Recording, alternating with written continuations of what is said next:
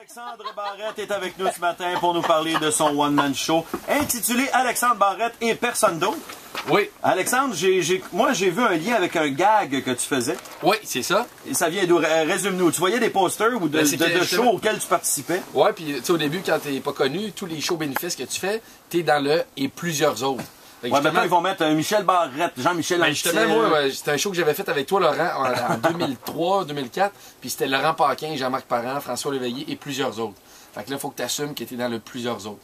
Puis ben là, moi, je suis rendu que c'est mon spectacle et personne d'autre. Mais c'est aussi du fait que je pense que en tout cas, des fois, je croise le monde puis qui me voit soit à télé ou soit justement qui m'écoute à la radio puis qui me dit c'est malade comment t'es pareil dans la vraie vie que à télé. Ouais, Puis, okay. Effectivement, puis moi je joue pas une game, fait que c'est Alexandre Barrette et personne d'autre. C'est l'unique personnage que vous voyez, là, cette personnalité-là que j'ai à télé, c'est exactement le même gars sur scène. Fait que si j'ai bien compris, dans ton show, on embarque dans un taxi et on joue à ton crochet. Exactement. Cool! À ton crochet dans un taxi. Donc pas de personnage, c'est du stand-up pur, t'as laissé ton personnage de personne âgée, ton enfant, le personnage que tu... Non, mais tu vas parler de quoi dans ce spectacle-là? Parce qu'on sait pas grand-chose. On a eu un communiqué de presse, on se dit, OK, oui, mais... Oui, ben justement, le spectacle est en février, faudrait que je l'écrive. Ah, OK! Mais je parle, ces personnages, je raconte des anecdotes. Ben, il y a le fait que le côté un peu enfant. J'ai les bons et les mauvais côtés d'un enfant. J'ai 30 ans, mais je suis encore très immature. Ultra compétitif. D'ailleurs, 2-3 numéros sur le fait que je suis compétitif. Tu connais Patrice Bélanger? Oui, ben, je pense qu'on peut se ressembler là-dessus, mais compétitif, maladif. Vous le voyez de cola? Je penserais pas ça. Ça finirait mal. Ouais. Je suis très naïf aussi, fait qu'il y a des numéros autour de ça. Il y a un numéro sur ma famille. Il y a un numéro sur... je suis allé en Australie il y a 2 ans, fait que j'ai écrit un numéro là-dessus. J'arrête pas d'achaler tout le monde avec ce voyage-là, fait que je me suis dit, je vais écrire un numéro. Fait que c'est ça, c'est différentes anecdotes personnelles, choses que j'ai vécues ou vues au cours de ma jeune vie jusqu'à maintenant. Est-ce que tu vas glisser tes trucs de magasinage comme acheter du large pour enfants plutôt que du small pour adultes? C'est quelque chose que tu vas faire? C'est une des jokes. Pour vrai? Ouais. Et t'as décidé de donner la chance à un jeune auteur qui essaye de percer? Ouais, mais je me suis dit, c'est pas facile pour lui. Fait qu'en attendant qu'il réussisse à avoir un certain succès, je vais au moins lui donner une chance comme auteur. Oui, on parle de Billy Tellier. Le petit jeune, écoute, ça c'est une des meilleures affaires qui m'est arrivée dans le spectacle. Je l'envisageais, mais on dirait que j'osais pas lui demander. Puis j'ai demandé, puis il a dit oui.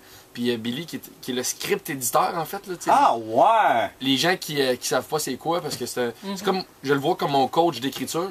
Fait que c'est le gars qui se prend un peu pour un autre puis qui me fait faire des push-ups. C'est tout à fait lui. Oui, exactement. Ouais. Mais ça fait-tu partie de ton programme Grand Frère, Grande Sœur? Oui.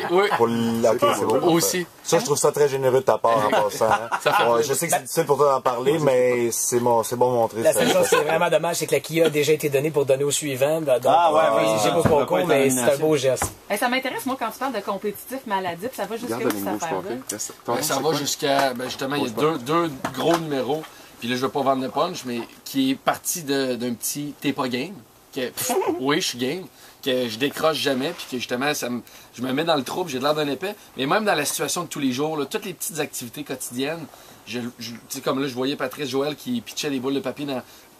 Chaque activité, je le vois comme une petite façon de me démarquer puis de gagner. Mettons, je fais la vaisselle, moi j'ai pas de lave-vaisselle, je fais la vaisselle, quelqu'un qui essuie, ben, c'est sûr que je veux laver plus vite que lui essuie. Je veux que la vaisselle J'adore ça! Fait que la vaisselle est mal lavée, je suis plus impliqué dans la conversation, j'écoute même plus. Là. Je fais juste focuser comme un malade. Là. Laver, vite. Puis là, 8 morceaux d'avance. Alexandre, tu lances ton premier show. Oui. Premier one-man show. Oui. Et on nous dit que tu as eu l'éclair de génie de te lancer là-dedans en voyant un numéro de Patrick Huard. En humour, en fait. Moi, j'aimais bien l'humour, mais j'avais jamais fait... j'étais au cégep, moi j'ai fait sport-études, tennis, je suis plus athlète un peu. OK. D'ailleurs, ça paraît... oui, on le voit, t'es un athlète. Ma shape, tout ça. Mais...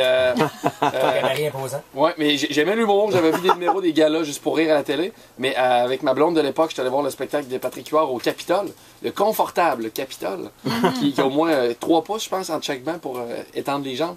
Mais bref, ça a été un coup de cœur complètement. Fait que le lendemain matin, j'ai appelé à l'école de l'humour, savoir comment ça marche, si je veux m'inscrire. Puis là, les auditions étaient 1 mois après. Je me suis inscrit tout de suite sans rien avoir. Il me restait 1 mois pour écrire ton numéro. Écrire un numéro. J'étais allé chez Future Shop m'acheter une petite enregistreuse. À tous les jours, je notais des idées drôles et pas drôles. Et Dieu sait que quand tu commences. Mais même il y en a des pas drôles. Même aujourd'hui, écrire du mot. Est-ce que tu te souviens c'était quoi ton numéro d'audition d'entrée? Oui, puis je pourrais pas te le faire parce que c'était un petit stand-up avec plein de sujets. Là. Mais un des sujets, écoute, regarde, à l'époque, il y avait des pubs de Emma Québec, tout ça. Ouais. Puis je disais que justement, c'était déjà un peu présent, que j'étais compétitif, puis je faisais des pools de tout. Pools de hockey, pools de tennis. Puis je disais même qu'on avait commencé à faire des pools de transfusion. Puis celui qui en fait le plus, puis tout ça. Fait que, en tout cas, c'était un numéro là-dessus, puis c'était justement, c'était sur le fait que j'étais déjà compétitif, mais c'était un numéro que j'ai fait que pour l'audition de l'École de l'humour, puis que j'ai jamais refait. Et tu travailles avec Billy, qui est un gars qui est très, très, très rigoureux dans l'écriture. Ultra. Toi, t'es un gars plus sloppy. C'est pas une insulte là, que je fais, mais t'es un peu plus sloppy. Tu veux-tu te battre? Et tu travailles... Non, mais je te clenche. Tu travailles avec Guy Lévesque, qui est un metteur en scène hyper rigoureux. Oui. C'est-tu un choix conscient de t'entourer de gens qui sont un peu plus maniaques que toi? Ben, par contre, je te dirais que je suis assez... oui, je suis un peu sloppy. Je suis moins rigoureux au niveau des horaires. Puis, tu sais, comme Billy, j'ai travaillé avec lui souvent quand on écrivait Coloc.tv. Tu sais que les deadlines vont tout le temps être respectés par lui. Moi, tu le sais que jamais. Sauf que pareil, je travaille fort. Tu sais, j'ai joué. Oui. Non, j'enlève rien à ça. Oui, je voulais m'entourer de Billy. Tout d'abord, je veux pas le licher, là, mais il est vraiment excellent pour une structure puis trouver des bonnes farces. Puis il est vraiment excellent. Puis Guy aussi est très rigoureux. Puis ça m'encadre parce que moi, je pourrais effectivement. Je suis pas aussi. Ben c'est ça, rigoureux, c'est le terme que j'ai utilisé 7 fois dans la dernière minute. Mais moi, j'aimerais savoir, est-ce que tu ressens beaucoup de pression? Parce que là, tu as fait de l'animation depuis quelques années. Ça fait longtemps que les gens attendent peut-être un premier spectacle de toi. Tu vois ça comment, à ce niveau-là? Ben, j'avais pas de pression, mais là, tu me fais réaliser que je suis très nerveux. Non, écoute, oui. Mais en même temps, oui, c'est de la pression, mais c'est ce que je veux faire. Tu sais, tous les projets que j'ai, les projets télé, j'adore le faire, puis j'espère que ça va continuer aussi. La radio, je l'ai faite ici, puis j'espère en refaire. Voilà. Un jour, le message est lancé. Non, mais j'espère en faire de la radio. Puis le show, oui, je sens de la pression parce que les gens me connaissent un petit peu. Mais en même temps, c'est de la belle pression parce que c'est ce que je souhaite depuis que je suis sorti de l'école de l'humour. Fait que le soir de la première au Saint-Denis, ça va être de la bonne pression. Mais je sais que je vais être très nerveux. Oh, ben, excuse-moi, Alexandre, on va répondre. Oui, allô, c'est quoi? Allô? Oui! C'est Sylvain du Pont-Champlain. Salut Sylvain du Pont-Champlain, comment ça va? Ça va bien? Moi, je veux te dire que j'adore la tombe crochue. Oui, t'aimes ça? Moi, un jour, il faut compléter les phrases de quelqu'un, c'est ma vie. Je l'aime beaucoup, Alexandre. J'aime mieux le petit, par exemple, mais je l'aime beaucoup à la tombe crochue. Oui, tu l'aimes beaucoup. Le petit, tu parles de qui? Ben, le Billy Denis, là, il est tellement beau. J'aimerais dire le trafic présentement est comme Joël Bouchard. Oui? Oui, c'est pas très vite. C'est plutôt lent. T'as entendu sa blague de grand frère tantôt, là? Le trafic est pas mal retardé. C'est, tu sais, la rancune, ça honore personne, ça, la rancune. T'as raison, la rancune du comédien, tu vas laisser.